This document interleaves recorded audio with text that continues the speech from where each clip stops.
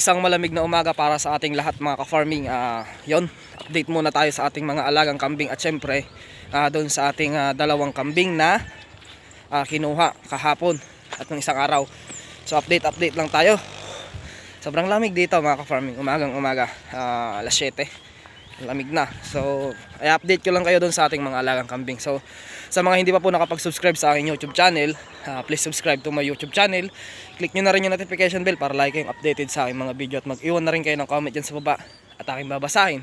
Kung may mga katanungan kayo about sa pag-aalaga ng kambing, comment nyo lang mga ka-farming. So itong vlog na to mga ka-farming is update lang po sa ating mga alagang kambing. So let's go! Kuya Don TV.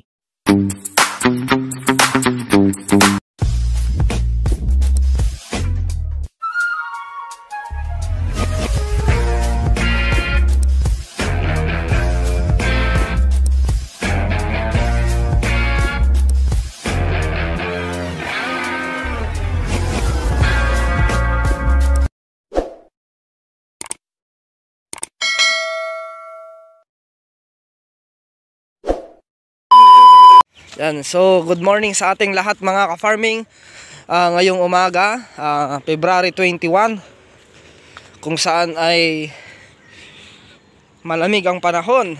Sobra malamig ang panahon dito, February 21. So update tayo dito sa ating mga alagang kambing at bibisitahin natin sila. Ito yung kambing natin na isa, dito pala linagay. So okay na dito, all goods na yan dito. Dito linagay yung isang kambing natin. Titignan natin yung iba nating kambing mga ka-farming. Update lang po tayo sa ating mga alagang kambing dahil ganoon naman talaga. So sa may mga katanungan about sa pag-aalaga po ng kambing sa mga baguhan, except sa mga professional na sa pag-aalaga, pwede po kayong magtanong about po sa pag-aalaga ng kambing. Subukan natin sagutin yan hanggang sa ating makakaya. Hanggang sa ating makakaya. Yung ating mga kambing, mga ka-farming. O may paulan tayo na maligamgam na tubig.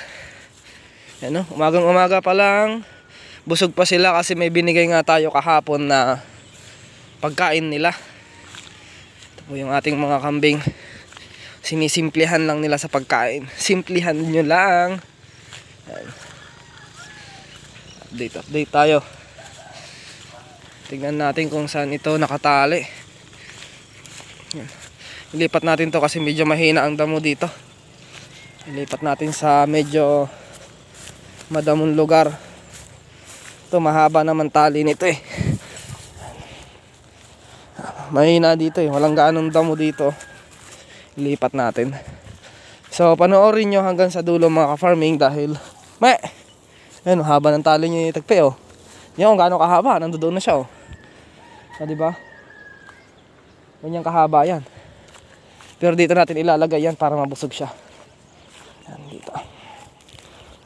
Ayan. Busog lang natin dito. Hanap tayo ng tigas nga ng ano dito eh. Lupa. Checkmate. Yung bulog naman natin, itong bulog na to mamaya pa to kakain. Nilalamig pa siguro to, malamig po kasi. Check lang natin yung ating mga alaga. Lipat ko yung bulog dito kaya dito medyo maganda rito ang damo eh. Hi Tubal, good morning sa'yo Tubal. Nalamig ka Tubal? Nalamig ang Tubal? Ay, nilalamig ang Tubal. Bal. Nalamig ang Tubal. Umagang umaga. Lamig na lamig si Tubal natin mga ka-farming. Ayun o. Tubal. Umagang umaga, nilalamig ka. Bal. Hindi na makita yung mukha mo. Ayun yung mga kambing natin mga ka-farming. Yung iba wala. Nandoon sa galaan. Ayun o, ayun o. Yan. Layo ng ginagalaan niya. No. Lamig na lamig si Tubal. O, mga away ka na naman. Inaaway ka, Tubal. Lagi mo akong inaaway, Bal. Bal. Good morning sa'yo, Tubal. Ano? Nalamig pa si Tubal. Nalamig ang Tubal natin. Madumi yung kanyang balahibo kasi nga sa lapag siya na ano. Matanda na talaga kasi si Tubal to. Tanda na si Tubal pero aggressive pa rin siya. So, tsaga-tsagaan pa natin. Kuhanan pa natin ng mga lahi. Ano? Tanda na yan si Tubal, mga ka-farming. Matanda na. Ayan o. Kapal na nga ng ano eh. Pero kahit matanda yan si Tubal, aggressive pa yan. Nakakapag-service pa yan si Tubal. Service. Ay, service. Service, Tubal.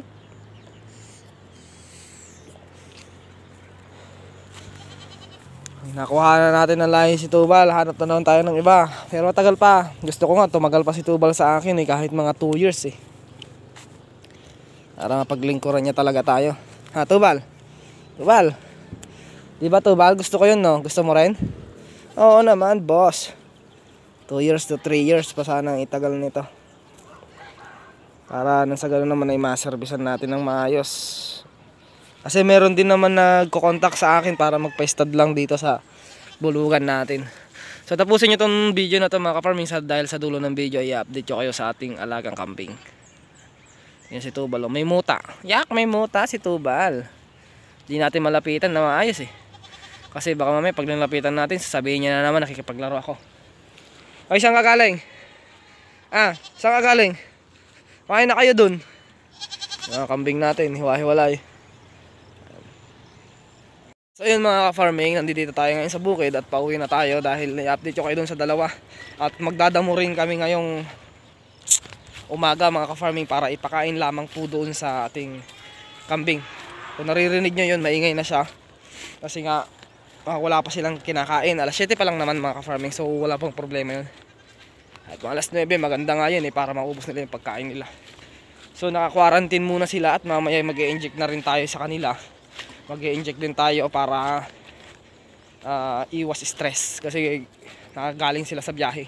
At saka sobrang ilap nila mga ka-farming. So bibigyan natin ng vitamins yung maliit. I-condition natin yung maliit mga ka-farming. Dito tayo na sa baba. Tayo dito sa baba. Pakyat na tayo rito kasi dito yung bulugan natin na ay bulugan. Paglinis na rin. Ayan, meron pa nga dito mga damo.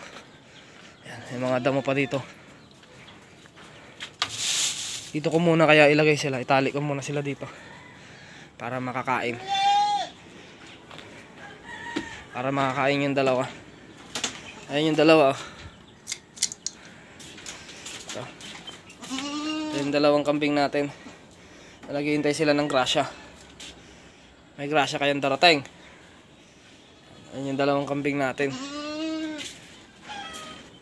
Iisipan kong ilagay muna sila dito. Yan.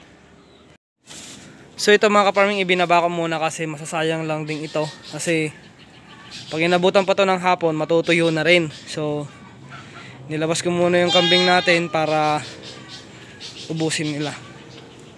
Yan. Nabuhol ka na. Yan. Ibinaba ko muna.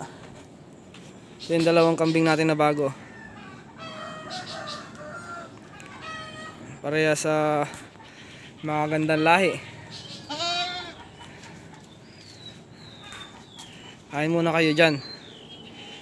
Dahil kukuha pa kami ng damo para kainin nila. Ikukulong ko rin sila mga ka-farming. Pero sa ngayon, nakatali muna sila dyan.